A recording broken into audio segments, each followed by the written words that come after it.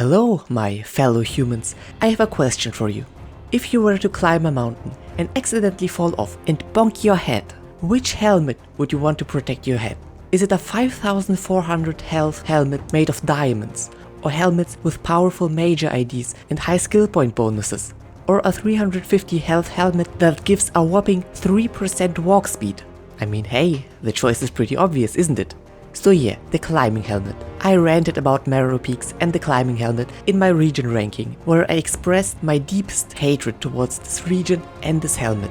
I think we can all agree that the helmet doesn't help you climbing. So why can't we climb the Marrow Peaks without this helmet? It seems a bit far-fetched, isn't it? A useless mid-game helmet is required to access a whole island that isn't even that mountainous to begin with. Clearly, something dark and sinister is going on here, because Salted is definitely lying about the climbing helmet, and I think I uncovered the mystery. So, let's look at what happens if you don't wear the climbing helmet on Marrow Peaks.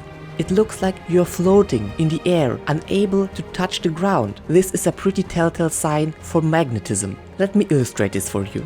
Any artist, please look away. So let's say this is Marrow Peaks, and you, the player, attempt to come close to it without the helmet. As you can see, it's impossible to touch Marrow Peaks without this helmet. But why? I said it was magnetism, so let's elaborate on that. It is pretty obvious that at its core, Marrow Peaks emits antimatter. I'm sure Salted wants to take over the world, so he hid an antimatter condenser inside Marrow Peaks. This antimatter condenser emits positrons, positively charged electrons. These positively charged electrons are preventing the player to enter Marrow Peaks because of magnetism. We all know positive charges repel each other. That's elementary school stuff, isn't it? But where does the player get his positive charges from? If we take a look inside the player's veins, we can find blood. Blood is red because of iron, and iron is a magnetic metal. So clearly, positively charged iron atoms are repelled by the positively charged positrons emitted by the antimatter condenser Salted is trying to hide. If you're wondering why the player's blood is charged positively, well, it's pretty clear. They're the good guy, of course they're positive. Now on the quick side, let's erase this real quick. What would happen if the player would wear the climbing helmet? While wearing the helmet, the player can pass through Marrow Peaks without any problems. But why? The positively charged positrons are obviously still there, but the helmet has a key difference.